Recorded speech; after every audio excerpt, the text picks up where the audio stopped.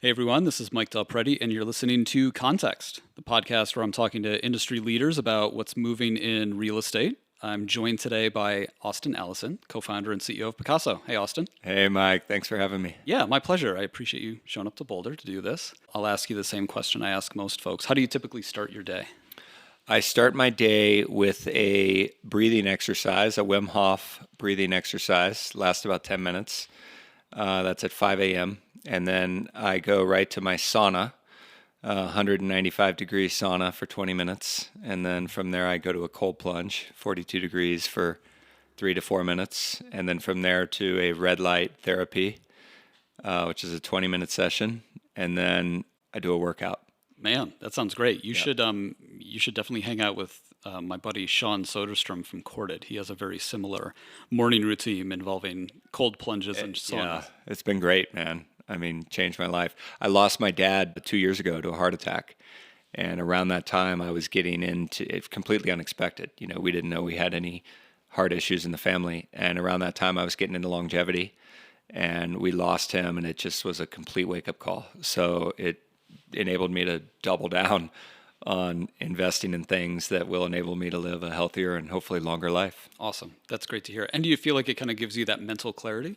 Yeah, for sure. Yeah. Yeah, particularly the Wim Hof. I mean, I've been surprised. The Wim Hof is the newer part of my routine, and I've been just surprised by how much comes out of that. It just like clears my mind. I don't know what's going on, scientifically to enable that, but I definitely, some of my best thinking happens in that 10 minutes. Yeah. Well, that's great to hear. Yeah. So your entrepreneurial journey in residential real estate started with dotloop, which you founded, eventually exited, sold it to Zillow. You were at Zillow for a while, and then you started Pacaso. Yep. At that point, why did you decide to stay in residential real estate? Well, I think, once you're in the industry, I don't know, getting stuck might be the wrong way to describe it, but it's kind of all I know. It's all I know. I really love it. All my, community is in the real estate industry. I got into real estate when I was 18 because I needed a way to pay for college, and sort of fell in love with it originally because my dad was a carpenter. So I was working on some of his job sites when I was a child, and that led to dotloop. And then what led to Pacaso was about 12 or 13 years ago now, in 2013, my wife and I bought a second home in Lake Tahoe. Mm-hmm. And it took my love for real estate to a new level. I learned that a second home is like, it's almost like a sanctuary away from your primary home. Your primary home is so much about utility. It's like where you do dishes and laundry and, take the kids to school, and you're thinking about and doing work. But at the second home, you're in a different state of mind. You can be more present. You can pursue hobbies that you don't make time for in your primary home. And it really enriched my life. So for the last 10 years, 5 or 6 years prior to starting Pacaso, I had been thinking about this idea, and I wanted to find a better way to enable more people to have a happy place. So I guess one other answer to your question, though, which is sort of embedded in my long-winded answer, is I'm a believer that you should follow your passion and solve problems that are, personal to you. I don't like the idea of just starting companies for the sake of starting companies. So if I had a passion and a problem that I wanted to solve outside of real estate, I probably would have solved it, or I probably would have done that instead of staying in real estate. But this was the problem that I was most passionate about, and it's helpful to be in an industry for a long time because you know all the people and you can see around corners, a little easier than someone who's just joining an industry for the first time. Yeah. So not a lot of companies in this space are successful from startup to, all the way through, right? And by successful, I mean, has a business model that actually works, a product market fit, it's making money, generating revenue, profitably, and then maybe, if for some cases has an exit, either acquisition by a strategic or goes public. dotloop is a great example of a company that I think we can easily say is successful. Why was dotloop successful? Well, it's a big question. I would say that it starts with having a solution to a problem that matters. prior to dotloop, people were using carbon copy forms to get real estate transactions done, which was antiquated and inefficient. And it seemed inevitable to me that the internet was going to transform the way that real estate transactions happen. So I think it starts with that. If you're not solving a real problem, forget about it. After that, it's great people. It's like every great business is just a byproduct of great people. No one succeeds alone. And the reason why I think that's so important is because creating companies is hard. I mean, life in general is hard. It's like everything in life is pretty hard. But when you're trying to create a company or a new category that doesn't exist, you're just bucking the status quo all day long. You're facing resistance every step along the way. And you need great people who are passionate about the mission that will not give up, ever. And there were many times along the way where, I would say most of dotloop's journey, it wasn't clear that it was going to succeed. It wasn't until like we reached a certain scale that I was confident that it was going to be a good, kind of business that would withstand the test of time. But as an entrepreneur, you have to believe blindly. You just have to have this blind faith and conviction in yourself and in your team that you will prevail. And I think that's what happened at dotloop. We had a bunch of really great customers early on. Like one of our, a customer that I owe the most gratitude to is Keller Williams. We had a lot of great customers along the way that were critical to our success, but one that really enabled us to catapult our market share was Keller Williams. And that was a company that took a risk on us at the time. They were really interested in doubling down on tech. They were really interested in becoming the global leader in terms of agent count. And we were a tiny little startup, but they basically gave us an opportunity to prove it. And I remember being in the room with Mary Tennant was there at the time, and Gary was involved, and there was another team of people that were more intimately involved in the deal. And they basically said, okay, why don't you prove it to us in our Austin Southwest Market Center, which is the biggest, market center owned by Gary and Mary. And I said, okay, so I packed up. I had a little tiny Saturn, one of these old 1992 Saturn 2 doors. And it was me and my wife and our little Yorkshire Terrier and our first employee, or one of our first employees. And we packed the car up and drove straight to Austin, Texas. And it was a one-way plan. We set up an office. I rented a little apartment, set up an office in the Southwest Market Center. And we didn't leave until it was successful. I was there every day, learning, getting the feedback, improving the product, training the agents. And once we demonstrated that we could do it in one office, that is how we earned their trust that we could do it in more offices. Yeah. Before this, we were talking about the role that agents play. And we were talking about dotloop, and we're thinking about partnering with agents, working with them, working with Keller Williams. We're talking about Pacaso and an agent partnership channel there. We were talking about other companies like Open Door. If you have a new idea in real estate, do you think you have to work with and partner with agents to succeed? Well, I'm sure there are ideas that could work and have worked and will work in the future that don't require, the agent participation or adoption to succeed.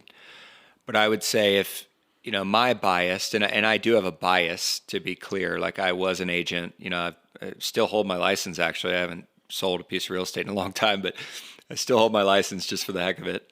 So I have a strong bias in favor of agents. And I think if you're building a product or providing a service that involves agents, I think you want them on your side. Yeah. You know what I mean? It's like it's a big, powerful, industry. And yeah, I almost think about agents like an extension of our sales team.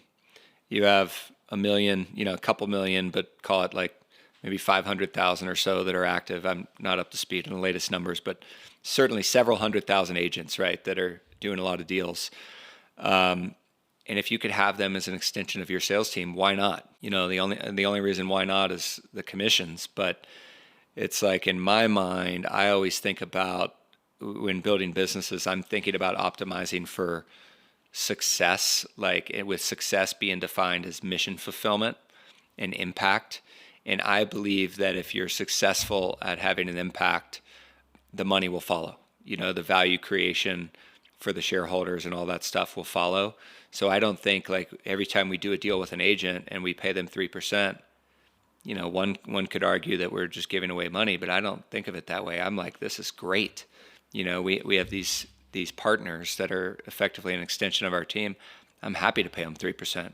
Frankly, I wish, like we were talking just before this, one of the things I think we could do a lot better of as a company is more activation and more awareness within the real estate agent community. Mm-hmm. It's about 20% of our business today, but it could be 80% of our business in working with agents. But most agents haven't even heard of Pacaso. And if they have heard of Pacaso, they probably like the idea. It's not competitive to their business at all. It's like a tool in their toolkit, but it's like a new enough and different enough thing that it requires somebody to change their work process, to integrate this into their script with their clients. And that's what's hard. Do you think this industry is overly resistant to change? And the reason I ask is, whenever you hear a new idea, whether it's Pacaso, Open Door, or anything else, the first thing out of kind of quote unquote the industry's mouth is, oh, that'll never work. Yeah. I think that on some level, almost all people in almost all industries are resistant to change. I think it's a human, nature thing that's just hardwired into our DNA. I mean, if you just think about like basic stuff in life, you're more comfortable in situations that are familiar. Like if you're going to meet with a couple of your, closest friends that you've known for forever, there's no anxiety. It's like you're just there. You don't even have to think. Whereas if you're walking into a networking event with a bunch of, new people, it's like it's different and your sort of anxiety levels elevated a little bit. So I think it's natural for every industry to be somewhat resistant to change. I think there are some industries that are probably like, rapid adopters of change, like the AI industry. If you're in AI, like you recognize that like it's changing so fast that the name of the game is like who can change the fastest. But certainly any industry that's like big and established and has a lot of regulation, I think there's a lot of reasons why those industries are more resistant to change. So real estate's one of those industries. The healthcare industry is one of those industries. Yeah. The aviation industry is one of those industries. Well, you're naming all these industries where people are naturally risk averse. Yeah. I don't think you want to, board a plane. Exactly. With an innovative company that's revolutionizing air transport. That's actually a great point. I wasn't even thinking of that when I was rattling off those industries, but that is a great point. And I think regulation often is associated with risk. It's kind of like a risk mitigator. At least that's the intent. Yeah. So you're right. It's high stakes if a plane crashes. Right. And it's high stakes if something goes wrong in a real estate transaction. For most people, this is like the biggest transaction they'll ever make. Absolutely. So yeah, I think it's understandable. And I also think that, the profile of a real estate agent, these are independent people. Like you typically go into if you're attracted to real estate, you're probably like a pretty independently minded, entrepreneurial, kind of person that likes to do things your way. And if you've been successful, you probably have something that's working right now. You know what I mean? And when you have something that's working, to introduce, new tricks into the bag is a little bit risky, or perceived as a little bit risky. And then if you're new to the industry and you're not yet successful, you're just like, your head spinning, trying to figure it all out. So yeah, it takes somebody who really understands that change is the path to greatness. And I'm forgetting the specific quote right now, but it's something, and who it was attributed to, but it's something along the lines of like, he or she who embraces change the most effectively is the one that will, succeed in the highest way, or the biggest way. So yeah, I think it's a big opportunity. And I saw that at Zillow. I was at Zillow for 3 or 4 years before leaving to start Pacaso. And I remember meeting these teams. There's this group of teams at Zillow that are like the early adopters, and they like agent teams. Yeah. And they've seen the benefit of being on the curve. And like the earliest example of it was like, if you were the first person to get 90210, when the ads were like, $100 a month or whatever, and you made millions of dollars, tens of millions of dollars in commission just by embracing Zillow and buying the 90210 zip code, you saw the benefit of change firsthand. Right. So those teams tended to be the ones that were like first in line and eager to try anything new that Zillow had to offer. Whereas most of the industry would be like, oh, Zillow, what do I really want to do this thing? What are they trying to do to me? Or Right. Well, everybody else is debating the merits of is Zillow good or evil. There's other people using it, making a lot of money. Exactly. Yeah, interesting. Pivoting a little bit, talking about change and something new. I think what really was interesting about Pacaso over the past year or two was your decision to raise money through a Reg A, basically getting retail investors on board. Yep. And I think the collective thought, and I thought this at the time, was like, why the heck are they doing that? So why did you decide to go down that route? Well, first let me ask you kind of a basic hypothetical question. If you had the choice, option A is you can raise capital from, one or two people, and those one or two people now sit on your cap table, and that's kind of it. Maybe you can call them and get advice, but you're basically not getting a ton of value out of those, couple of people. The other option is you can have 15,000 people who are hundreds of thousands of people who are aware of your company, 15,000 people who have invested in your company that now have a vested interest in your success, that are more likely to promote you, more likely to buy your product, right? Which would you take? Option A or option B? Yeah, I mean, option B, right? Well, you're leading it up to option B. I can see the merits of each, and you've been through both paths. Yeah. So I'm kind of more interested in your. So I'll get to the rest of the answer, but that is that's the main answer. The main answer is with Reg A, we're able to raise a lot of awareness about the company, attract a lot of people. We now have 15,000+ investors in the company. We raised, somewhere between 70 and 75 million, and it was largely oversubscribed. We didn't even get to fill the remainder of the interest after the round closed last night. What's the average investment size? I think it's like 3,000 to 4,000. Okay. For us, some people invest 1,000, some people invest 500,000. Sure. But I would say the average is probably like 4,000 or 5,000. Okay. So that's the main reason. We saw it as an opportunity to grow awareness and put people in our funnel who would go on to buy a Pacaso, because when somebody invests, say $5,000 or $10,000 or $25,000 in the round, now they're in our world, and they're talking to our salespeople, and they're looking at properties online. They go on to buy. Yeah, that's the part you kind of went right through really quick. So I want to underline that. Yeah, you said these people invest and then they go on to buy a Pacaso. Exactly. Yeah. And it's not everyone. Right. Not everyone does that, but there's lots of examples of that's already happened, and I'm sure there's thousands of other examples that are going to happen in the years to follow. So that's the main reason we did it. The other reasons why we did it are, number one, we really kind of believe in this idea of democratizing access to things.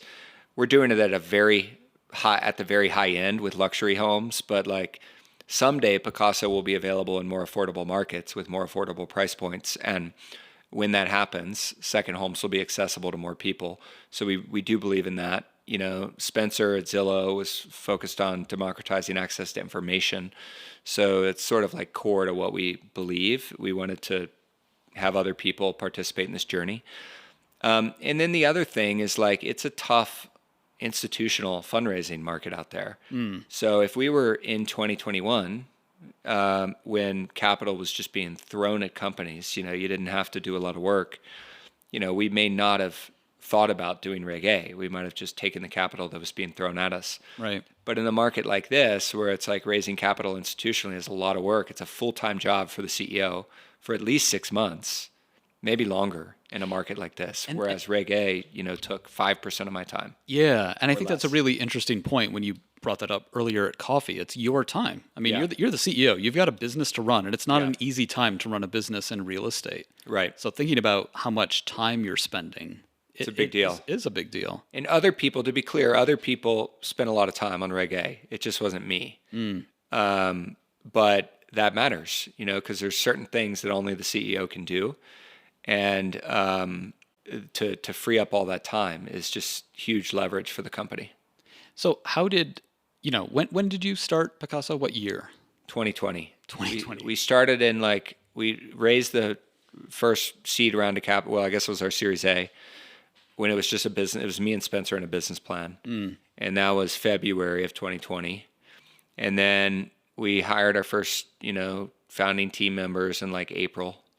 We had our first test home in market under a stealth brand called Niner Homes in June or July.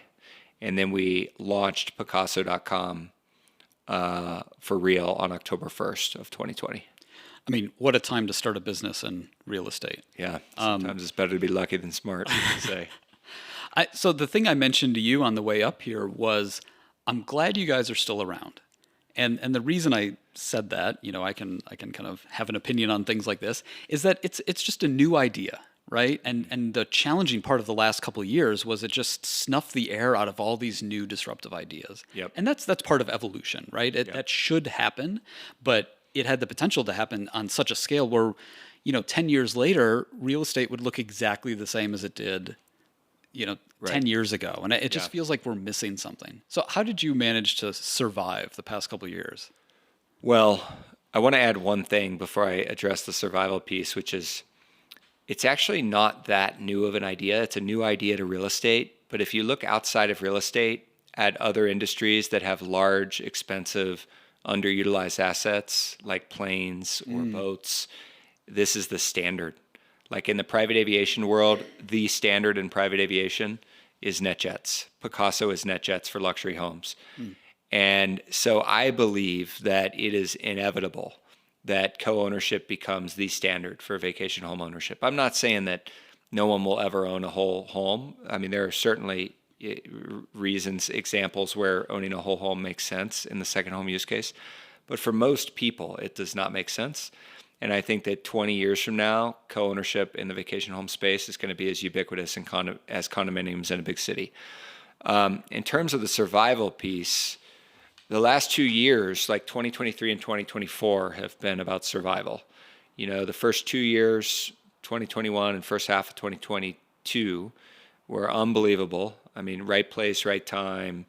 Interest rates were low. Everybody was buying. We couldn't keep these things on the shelves.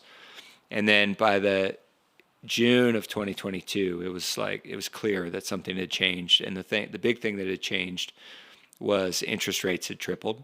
And there were other things that had changed also, but that was the big one. And we fortunately had raised a big round, a Series C at that time, and we hunkered down. We cut a bunch of expenses out of the business, which was super painful, but it was necessary for the survival of the company.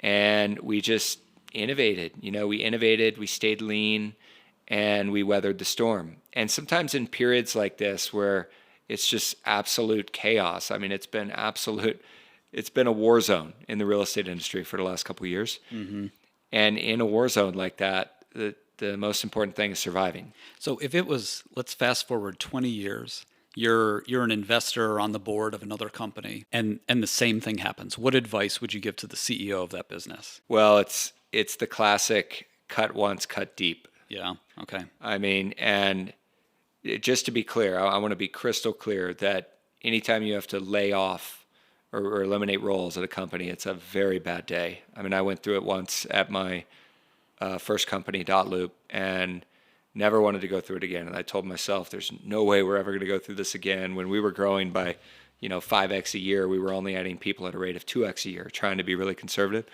We just couldn't anticipate how big of a correction would happen in 2022. So it is a terrible day when you have to lay people off. But the job of the CEO and frankly, the responsibility of everybody at the company is to the shareholders. Like at the end of the day, you have to do what's right for the organization. And in a situation where all the elements around you change, and in this case, it was like, it was pretty clear that revenues were going to be way down because transaction volume would be way down, that the fundraising market would dry up. We had wars that were getting started. We had the election that was pending. We had the SPAC market that had imploded at the time. Like we had the interest rates that had tripled. I mean, there was all this stuff going on. And my job and the board's job was to make sure that the company survived. And the thing that I value most, or like one of my main values as a leader is around transparency and vulnerability. And when I shared this with the team, I just shared it very transparently and vulnerably, and I told them, here's the situation. And they understood, and we're now hiring back many of those people whose roles were eliminated at that time. But, I don't think I got a single, negative email from someone who was eliminated, because they understood. Right. We were transparent, and we took care of them on the way out. But it set us up to survive. And now, as a result of that, and as a result of this, a lot of the innovation that we've invested in and the successful fourth round that we just closed through Reg A, we're well positioned to really start crushing it again. Let's talk about the challenges of starting in a new category. So I don't know when it was within the past year. I published some stuff on Pacaso, and in the spirit of transparency and vulnerability. Like, when you read that, what was your reaction? Well, I was bummed, and just for the listeners, what you wrote about was the way that we published our cumulative sales numbers. And, I was bummed to read it because, we were coming from a good place with good intentions and being, in our minds, fully transparent, when we published that. So we published an investor presentation that had both our period financials, I forget the specifics, but either quarterly or monthly. And then we also showed how much we had sold to date, which is a common, way to communicate kind of the impact that a business has had over a period of time. We also are a marketplace that manages a portfolio of homes, and asset managers that manage a portfolio of assets often talk about their book of business in terms of assets under management. Very common in the real estate industry. I was with a friend last night in Boulder that's a big real estate developer in Denver, and he was talking about the assets that they have under management. So our version of assets under management is cumulative transaction volume sold. So I think you called that out as, potentially misleading. But so after, being bummed, I, listened to the feedback very constructively, and I reached out to you, and we had a conversation, and I saw what you saw, and I, appreciated your perspective, and we made changes to the way that we were more explicit about what that metric was and made changes. So I think this is just a function of learning, when you're building a new business and you're moving fast, you learn things along the way. We're not perfect. And that was an opportunity for us to learn how to be a little bit more clear on how we present our information to ensure that it's not misleading. And with our most recent financials, one of the other things that I learned is that it's important to be proactive. So in this case, I know that you're following our information and that you're very into the details. And there's this one, nuance in the way that our financials are reported because of the new category we've created. So I reached out to you proactively and made you aware of it, right? And explained why it is the way that it is, to ensure that there was no potential sort of miscommunication. Yeah, and on that, credit to you guys. I think you did a great job of outlining exactly what that is. It's not necessarily an asterisk note number 13 on page 78. It's right there. You know, here's some numbers, here's some charts, here's the information. And to your credit, and I think this is a great learning for everybody in the industry when, not everything is criticism and aimed at, trying to kill a business or whatever, but, you immediately reached out. We've chatted a couple times since then, and you're here talking about it. We're all just trying to be transparent and talk about this stuff. But I imagine, creating this kind of, new category or a new idea, you must get faced with that a lot, right? And there's this balance of, well, do I want to, do we unpack everything, or how do we simplify it so that people can communicate this? Yep. And I'm sure you see that in a number of different areas, right? When you're, not just the financials, but just trying to explain the business model to folks. Totally. What have you learned out of that? Well, I really learned a lot about this particular topic through dotloop, because at dotloop, we were introducing digital documents and electronic signatures in this integrated format. At the time, e-signatures, DocuSign had been around for several years before us, but they really didn't enter the real estate industry until the same time we did. So nobody was really familiar with these signatures. Banks didn't know them. Banks didn't trust them. Title companies didn't trust them. There was all this resistance to copyrighted forms being, made available in a digital format. And we just faced misinformation and resistance for 5 years. I mean, I couldn't tell you the number of, hate mail messages I received or cease and desist letters that we received.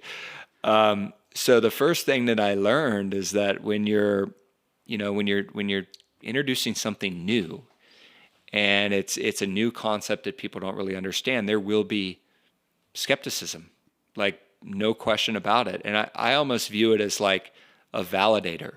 Like if you're doing something that doesn't have critics, if there's not somebody out there criticizing what you're doing from a skeptical perspective, then you're probably not working on something that's really high impact.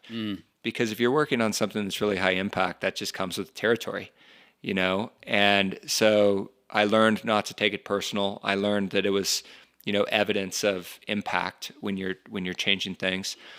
I learned that you have to be, vulnerable and open to feedback and open to change. That small little example of what we just shared on the financials is one. But we've had plenty of other examples where, like, when we first started going into communities, like when we would add a new market originally, we didn't do any proactive work. We kind of just like randomly picked a home, and then if something bubbled up, we were completely reactive. We learned a lot from that, and now we're like super proactive. Like we work with the local electeds, we understand the neighborhoods to figure out what neighborhoods are best for this model. So there's an endless amount of learnings like that have happened along the way. But the main thing is you gotta understand that it comes with the territory. There are always going to be skeptics, and they typically, make you better. Not all of them. I mean, there are some skeptics that I don't listen to, that I block, because they're just completely unconstructive and unreasonable. Sure. But in your case, like you had this, what I would argue is pretty skeptical perspective on the cumulative revenue thing, but I know you're a legit guy, a credible guy, that's a fair guy, and that we could have a real conversation, and it made us better as a result of that conversation. So I'm not going to engage with someone that's just, miserable at life and not willing to engage in a reasonable conversation. Sure. No, that makes sense. Hey, if you woke up tomorrow morning and it was February 2020 and you were kind of at the beginning of launching Pacaso again, would you do anything differently? Knowing what I know today? Yeah. Oh, yeah. Yes. Wow, this is fun. If I didn't know what I know today, I'd probably do everything the same with a couple of exceptions. But knowing what we know today, first is I would have been, like we basically built the sales and marketing machine early on to be very transactional. And that was a byproduct of how frothy the market was. We just achieved, we felt so much success so quickly, such strong product market fit, that literally the sales were just falling in our lap. And we like only focused on the people who were ready to buy today. And we invested tens of millions of dollars, building this brand, building this big database of people. But if somebody wasn't ready to buy today, we basically put them in a marketing drip and moved on. Mm-hmm. That was a huge missed opportunity, because what we now know is what we should have known before, that most second home purchases are not done on impulse. This is a discretionary purchase. It's a considered purchase. It takes people time to, find the right home, to learn the model, trust the company. So we need to be best in class at consultative selling, building relationships with our customers, building trust with our customers, and doing that in a highly scalable way. And we're just now, over the course of the last year, in fact, in the first half of 2025, we really finally made that full transition. But for the last year and a half, we've been like transitioning the sales and marketing machine from being transactional to being consultative. And had we done that right out of the gate, we'd be in a very different place right now. So that's kind of probably the biggest thing I would change. The other thing that I would change, with the insight that the rates were going to triple, I would have been more conservative about headcount expansion, and I would have been way more aggressive at securing more debt at 2.5%. Sure. Like a lot of our original homes are still on 3% loans for another 5 years. I mean, this is like incredible paper, right? But I would have been actually way more aggressive about home buying early on, and tried to balance that with conservative headcount expansion. And then the final thing that I would have changed is what I mentioned on the proactive nature of how we enter communities. Like co-owned second homes are one of the best things. Not, it's not the cure to all the problems, but it's one of the best things that can happen to a second home community, because the challenge in a second home community is largely driven by the fact that there's so many second homes that sit empty year round. Those empty homes take inventory away from the local workforce. They further constrain supply, driving home prices up further. They starve the local businesses because they're not being supported by year-round owners. So co-ownership is consolidating demand into fewer homes, creating more opportunity at the median price tier by moving people into the luxury tier. It's really a great, solution to the housing affordability issue in these communities. So going into this, I'm thinking to myself, there's no way we're going to have any community resistance. This is a no-brainer. Right. You know what I mean? Like, I didn't know anything about community relations. I'm like, this is a no-brainer. Nobody's ever going to be upset about better utilized homes, better support of the local economy, more opportunity for the local workforce. But what I didn't know at the time is that the facts don't matter when it comes to community things. What matters is the perception. Perception is reality. And we bought probably the wrong home, in the wrong neighborhood in Napa, and it started this whole like anti-Pacaso thing. And there was 10 people, who were kind of like angry and mad at the world, that basically created this narrative that Pacaso homes were like Airbnb rentals, and that it was going to be this revolving door of people coming in and out. And that could not be further than the truth. But it took us years to overcome that narrative. And fortunately we now have the proof. It's like, you don't have to ask me. I can just show you the facts. Right. We've been operating for 5 years. Our owners are great people. They have skin in the game. Last week I was at a charity, that we support in Napa Valley with a table of our customers. They're investing. I mean, we probably contributed $40,000 just at this little table. The owners were contributing to helping families in need in Napa. And these are good people. They're not renters. They're not throwing massive parties. They're great neighbors. And now we have 5 years to prove that. But early on we didn't, and perception became reality in a couple of markets. And it was a big, energy drain. It consumed a lot of resources. Sure. So that was something I would definitely change. No, those are really good answers, and I kind of forgot about that. I forgot about those issues at the beginning, but that's interesting. I didn't forget about it. Yeah, I bet not. Well, it's good learnings. All right. Well, as we wrap up here, any closing thoughts you want to throw out? Yeah, I think the closing thought is really just about kind of co-ownership in general and kind of where it's headed.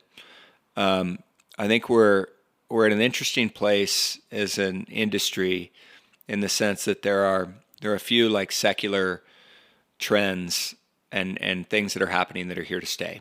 One of them is housing affordability. This is a problem that is not going away. It's only getting, I've not met a single real estate expert that would tell you that housing affordability problems are going away. They're not. They're getting worse. And that's just simple. We don't have enough supply to meet the needs of the demand. Second thing that's happened that's also here to stay is kind of hybrid work and hybrid living. People have more flexibility to be more nomadic. So people are living and working a little differently now. We talked about, your situation and my situation were both examples of people who are kind of living nomadically in different places. That is now, the norm. That's also not going away. And then the final thing that's also here to stay is the sharing economy is real. All of us are using the sharing economy at least weekly, probably daily, whether it's Uber or DoorDash or all these other different examples. And the sharing economy is transformative because it enables us to, pool our resources together and utilize things and gain access to services and assets that previously would have been very inefficient. So if you take these three secular trends and you look at the second home category, it's hard to imagine a more inefficient asset class. I mean, I don't know how many hundreds of billions, if not trillions of dollars, probably trillions, of second homes are just sitting empty for 11 months a year. It's so wasteful. It's bad for local communities. It's bad for the local economies. It's bad for the environment. It's just bad on so many levels. And so I think that this co-ownership movement is so inevitable. I mean, so as a real estate agent, I mean, you got to pay attention to it because it's not going away. Right. I mean, this is like a new tool in your toolkit that will enable you to convert window shoppers into homeowners. And it's going to be a big part of your business in the future, kind of like it or not, because this is the way that the world is evolving. And I don't think it's just going to be limited to vacation homes, by the way. It's obvious in the second home space because they're so underutilized. But I think because of the affordability issue, I think we're going to keep seeing more and more of it in primary homes. We're already seeing rapid growth in the category where young professionals are pulling resources together to buy homes. And it's just a structure that enables people to afford something that they otherwise wouldn't have been able to afford. So basically the takeaway is co-ownership is here to stay. So it's a good thing to start paying attention to. What I hear out of that and what I like is you're looking at these trends. Yeah. Right? Like actual trends, and if I go to the future over 10 years, do I think this is going to go up, stay the same, or go down? And you've kind of got the intersection of these three different trends, and you have a new idea where you're solving a real problem. Yep. And if you distill that out and you say, okay, here's some advice for anybody listening, anybody thinking of trying something new in the space, that's not a bad way to approach it. Totally, yeah. And it's we could debate whether, no one knows if Pacaso is going to be the global category leader for forever. Mm-hmm. That, I think we will be, but that's not guaranteed. But co-ownership is a category. I mean, that's happening, whether we like it or not. And there's all kinds of, even DIY co-ownership. I just saw this post on Instagram a couple days ago that I reposted that was really cool. It's this group of friends that met at Burning Man and they bought this house in Big Sur, I think it was, and they did a DIY Pacaso. And I've seen, other sellers doing DIY co-ownership where they're selling part of their home on their own. And I love all that stuff. I think that this is it's almost how AI is this new technology that's just going to transform the way that we live and work. Co-ownership is going to transform the way that we own and utilize this asset class. Some parts of the asset, some parts of the industry more than others, but it's really meaningful. What comes up for me as you're saying that is we just need to learn. Kind of like what you said, things come out. We'll take feedback. We'll take constructive criticism. We'll learn. But as an industry, as human beings, as entrepreneurs, we just need to try, learn, and see what works. Like you said, Pacaso may or may not be the category leader, but let's just see what happens, and we can learn from that. And 5 years from now, hopefully, as a society, as an industry, we're in a better spot. Yep. Awesome. Agreed. All right. Well, thanks for stopping by, Austin. Really appreciate it. Thanks, Mike. And I'm Mike Del Prete. You've been listening to Context. If you want to check out more podcasts, you can go to my website, mikedp.com, sign up for my mailing list, and everything else is there. All right, we'll catch you next time. Thanks.